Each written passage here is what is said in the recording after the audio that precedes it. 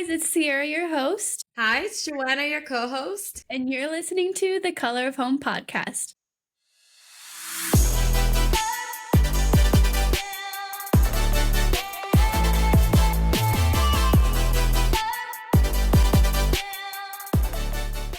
Hey guys, what's up? Welcome. We're so glad you're here. On today's episode, we're going to be talking about why this podcast. So we named this podcast The Color of Home, and some of you might be wondering why on earth did we name it that? Well, we're here to explain to you all of our details. So The Color of Home, the reason we named it that is because Joanna and I come from many cultures that are blended together and create kind of a new one within us. So the same thing with colors, how you can have two different colors, they blend together and make a new one. And home isn't necessarily a country or a place. It's Christ rooted within us and a mixture of all of those experiences that we have from each place put together. The Color of Home is about navigating those transitions and learning that maybe, just maybe, home isn't just a location. It's about finding your identity, healing, and purpose. And most importantly, discovering that our true home is found in God. So Sierra, what made you want to start this podcast? Yeah, so we have to go back to the beginning, all the way back to high school, 10 years ago. So Joanna and I, for those of you who don't know, we are TCKs, also known as Third Culture Kids. I'm just going to read that definition so that way all of our listeners can kind of have an idea of what we're talking about. So I'm just going to read a definition here from online, Wikipedia, trusted Wikipedia, so that way all of our listeners can kind of have an idea of what a TCK is. Okay, third culture kid, TCKs are individuals who were raised in a culture other than their parents or the culture of their country of nationality, and also live in a different environment during a significant part of their childhood development years. They typically are exposed to a greater volume and variety of cultural influences than those who grew up in one particular cultural setting. The term applies to both adults and children, as the term kid refers to the individual's formative or developmental years. So pretty much just, like the definition, I hope explained it pretty well, but your formative childhood years, as well as like middle school and high school in a country other than your home country. So that's what we define as a TCK. So Joanna and I, being TCKs, we had experienced quite a bit of, I would say, trauma as well as just change and unknown and feeling like an outsider, especially when we had to come back home to our home countries after graduating. And so it was like pressed on my heart that we needed to start something for those who were still going through that, as well as like those who have, it's been 10 years for me and I'm still struggling. So, it could apply to whoever that's cross-cultural. So yeah, we just wanted to create a space for those who are going through that can listen to us and feel heard and seen and understood. Yeah, and I just want to add that Sierra had reached out to me and we both had felt like God had placed this on our hearts to do, I don't know, just do a podcast and help the culture kids. Because we graduated 10 years ago. We're still struggling every day. And yes, I need my therapist to help me through, and like we're so thankful for that. So it's just been really nice just to have this podcast, like just planning this and just figuring out how we can help others, because we know we're not alone. Just the feeling of loneliness or just the different things, struggles, and even just like happy moments that come, but you just don't know how to express it with friends that are from your home country. So yeah, I'm really excited about this. Yeah, you guys, I wish I had this when I was graduating. I wish this was a thing. And so I'm sorry we didn't do it earlier. I wish we would have thought of this idea like years ago. But we're here now and we're here to help, and we hope we can be helpful. Okay, so a little bit about me and my background. Yeah, I am from Nebraska. I'm a Western girl, and we are literally in the middle of nowhere. And I grew up here until I was 10 years old, and then my family started to start moving around a little bit and get involved more in missions. And then when I was 13 years old, my parents, they moved all of us over to Papua New Guinea. And so that's when I moved there. And then, Joanna, do you want to tell us a little bit about your background? Sure. So I'm Joanna, and my story is a little, I think I would be considered a fourth culture kid, if that even exists. I was born in the country of Haiti, and adopted to Canadian parents, and my parents were missionaries in Papua New Guinea. And so I did grow up like Sierra. A lot of my years was spent in Papua New Guinea. My parents were tribal church planters at the start of their ministry, and then later on became part of support role. Sarah, do you want to explain where Papua New Guinea is located? Yes, I'm horrible at geography. So I'll explain and then you can correct me. But it's kind of by Australia. It's a little island. The other half of the island is Indonesia. Am I correct? Yeah, Yes. Papua, Indonesia. Yeah. Indonesia. And it's in the Pacific. So yeah, Joanna Yeah. might be able to explain to you better on that one. Yeah, and the country of Papua New Guinea, I'm not sure if this fact is accurate still, but back when my parents were doing missions, there was like over, I think it was Papua New Guinea has over 800 different languages, tribal languages that are spoken there. And so, yeah, so the missionaries go there and they learn the language and they do Bible translations and church planting. And then they also work in support role, like Sierra's parents were part of. Yeah, Yeah. that's a little bit about Papua New Guinea. And, yeah, there's different regions, different landscapes, very beautiful country. Oh my gosh, so beautiful. Like leaving there and coming back to Nebraska, that was a tough one. Scenery wise, that was tough. But and for those of you who don't know, like Papua New Guinea is still like considered a third world country. So Okay, Sierra, I got a question for you. So I'm what ready. was it like as like I know that you came to Papua New Guinea when you were how old were you again? I was 13. When you were 13. So yeah, that's definitely like you had enough time in the States where that was your home and that was like all you knew and your identity was solely like an American. So I just have a question. How did you feel the first time you set foot in Papua New Guinea as a missionary kid and just like this new journey?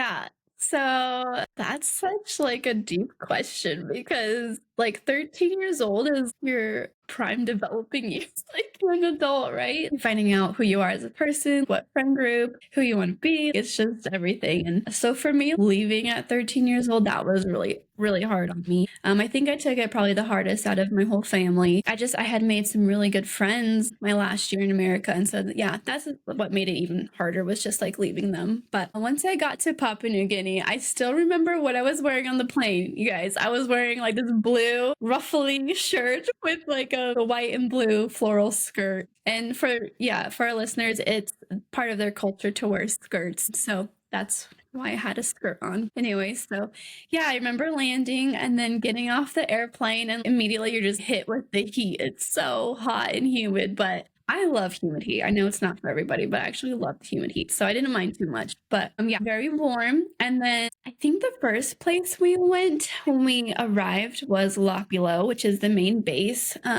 Where most of the missionary families live. There was a few bases like 10, 15 minutes away that you could drive to. Alapula was the main base. So that's where we stayed at first. And I remember like it's such a small community, you guys. Everybody knows everybody. Everybody knows who the new person is and they're gonna make sure they find out who you are. I remember like being in my house and seeing like kids from the school like walk by the window, walk back and forth, trying to like peek in our windows and be like, who's the new person? And yeah, so definitely felt like a stranger at first, but yeah, it's a lot to unpack, but I think once I met Joanna and then my other friend Melanie and a few of my other friends, it became a lot more like home after that. Right. Yeah, it definitely would have been like a scary experience because I know MKs as soon as there is a new person, we're like we want to make friends with that new girl and it's all from a good heart and good intentions, but it's overwhelming. And or if somebody comes back from furlough, from home assignment, we're Mhm. like, "Oh my goodness, so and so is back," and everybody just is just ready to welcome them back Yeah. home. There's not many girls to pick from over there, so all the No. boys are like, "Ooh, who's the new girl?" So, like I mentioned before, my parents were tribal missionaries. They were located in the Sepik region. So, for school, I was homeschooled a little bit when I was in elementary school, but at the time that I met Sierra, I was in the dorm. And so, how it works in Papua New Guinea is, I guess, it's part of being a team or part of God's ministry. We have support people in support roles, and we have people also doing Bible translation roles. So one of the benefits that I got to experience was I got to go to the dorm, and this was really cool because my I was able to go to school up there so that my parents could still do their ministry. And so I was very lucky to be in the dorm. I really enjoyed it, and boarding school was really fun for me, and it was a place where I thrived. Yeah, so it was really cool just the different roles that people have in our the mission that we were part of. Yeah, so I was in the dorm when I met Sierra for the first time. Yes. Do you remember that story when I first met you? I don't. I honestly don't because like there comes a time as missionary kids where you just feel like you don't remember where you when you necessarily met people. You just feel like you've been friends forever. And so for me, a lot of my friends, I do not remember meeting them, when I met them, where I was, or any of that. Like I just am like I've been friends with you for forever, and it's an MK thing. Like we've always just been friends. So yeah, I do want to know how we met. Yeah. Well, I remember because because it was a traumatic experience for me. So one of my friends was like, "Hey, there's this new girl on the base named Joanna. Like, we got to go meet her." And I think my friend had already known you, but she wanted to introduce you to me because we were going to be in the same class together. And I was like, "Okay, great, let's go meet her." So we go up to the dorm. We make the hike up there and we go see Joanna. And before I like even get to talk to Joanna, we walk in the door and my other friend, she just starts screaming. And I'm like, what is going on? And she's like, Sierra, you have a huge praying mantis on your back. And I was like, what? No, I do not. I was like, get that thing off of me. And so we were all screaming. And then Joanna, sweet Joanna, comes over and like she just whacks it right off my back, no fear. And I was like, oh my gosh, she just saved my life. Instantly, we were best friends. But yeah, that's how we met each other for the very first time. So funny because I honestly don't even remember this story. I was like, how? Yeah, we were just friends forever. Like, I don't know. It's because you didn't have the praying mantis on your back. It was. And by the way, praying mantises over there, they're not little tiny things. Everything in New Guinea, since it's the jungle, is massive. This thing was probably like a foot long on my back. It was so big. Yeah, everything was just so like two times Yeah. bigger than the US or Canada. Yeah. So gross. Yeah. It's one of my biggest fears. Do not like them. Oh yeah, that's how Joanna and I met. And Joanna and I are still best friends to this day. Yeah. Yes, we have not seen each other since we've graduated, though, like in person. We've not seen each other, so it's been like almost 10 years, but we still talk every single day and we're still the bestest of friends. So grateful for you. That's one thing that MKs have too. Is like you can not see each other for years, 10 years, 20 years, and then you meet up and all of a sudden it's like you left off. Like you pick up where you left off. And it's like such a I don't know, it's just this bond. It's so hard to explain, but like I'm sure when we see each other, we're talking all the time now, but when we see each other in person, it's gonna be as if we like never even like spent 10 years away from each other. Yeah. Yeah. And I think we just go through such difficult things together that nobody else in this world will understand. So, Sierra, I just wanted to ask, how was it transitioning back to America when you graduated? What were some challenges that you faced and that you had to kind of overcome and figure out? Yeah. Well, you would think it would be easy, right? Because this was like my home country where I grew up until I was 13. So you would think it would be a breeze. It was not. Like I said, missed out on a lot of like those formative years when you learn how to drive, how to apply for a job, insurance, all those things. I missed out on learning those. Coming back that part was really difficult. I was happy to be back in my home country, but also missing New Guinea at the same time. And that's where the third culture comes into play is you start to like miss a little bit of each country. And so anyways, yeah, that the difficult part was like having to learn all of those things. at the age of 19 when someone else would have learned them at 14 how to get your learner's permit and things like that. So that part was a little bit difficult. Do you have a story for us about transitioning back into the US? Yeah, what was the thing that you're like, man, I should have known about this, but I don't know, and I'm finding out at 18 or 19, figuring this out. Yeah, I do have a story, and I'm very embarrassed to share it, but I will share it with you so those of you who've had this experience don't feel alone or embarrassed about it. Yeah, so I remember going to apply for my first job, or to get an application at least, and I walk into Route 21 in our mall, and I go to hand them my application, and she goes, "Okay, thank you. Do you know what your availability is?" And I was like, "My what?" Did not prepare for this question. And I don't know why I just did not even know what that meant. And you would think everybody would know what that means, right? Now I'm a boss myself and I ask those questions every single day. And so, yeah, for me to not know that, I felt so embarrassed. And I just remember standing there like panicking, kind of thinking in the back of my mind, like, what is she talking about? What is she talking about? And I think it was nerves, but also I truly didn't even know what she was talking about. And so I remember leaving and I just was crying and I was so defeated. And I was like, how could I not know what that means at 19 years old? But someone who's never been around having to be in those situations, or just even like business talk, right? Like that just wasn't a thing for us over there. You're not going to know what that means. So that was definitely a learning experience for sure. Joanna, what about you? Can you tell us what it was like for you going back to your home country? Yeah, so for me, I after graduating, I basically had no idea what to do or how to even, I feel like I was not prepared going back to Canada. So I just went to Bible school. I did that for a year and 2 years actually. And it was really hard. You would think just being in a Christian environment, in a church focus, that it'd be the same as being on the mission field. But I still like struggled a lot. I missed home. I missed Papua New Guinea. I missed my friends. I loved the new friends I was making, but I just felt like yeah, I just really miss my deep friendships and the deep connections that I had back in PNG. And so I struggled a lot. And I would say, like, I'm still struggling. Like, I'm going through therapy again. That's a good thing to do for just things that you just find every day, or not every day, but I'm finding even now in my late 20s, I'm just like, wait, I'm still figuring these little things that pop up that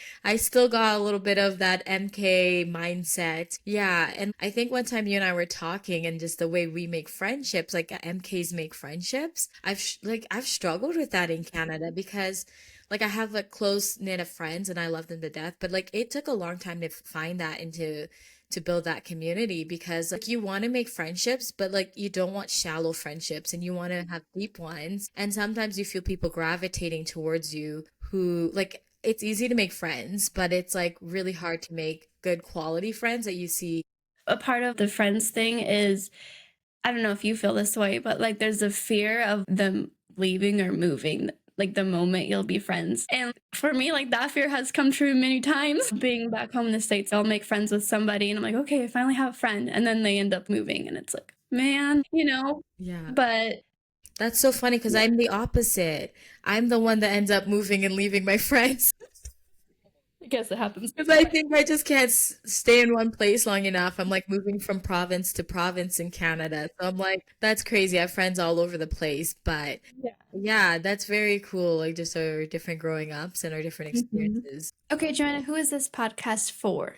This podcast is for anybody who's struggling with their identity or struggling in their faith. And we're hoping that we can have amazing guests on here that will just be able to encourage you, yeah, and just help you in the struggles and maybe let you know you're not alone. So, Yeah, and we just want this to be a safe place for you to find connection and feel understood.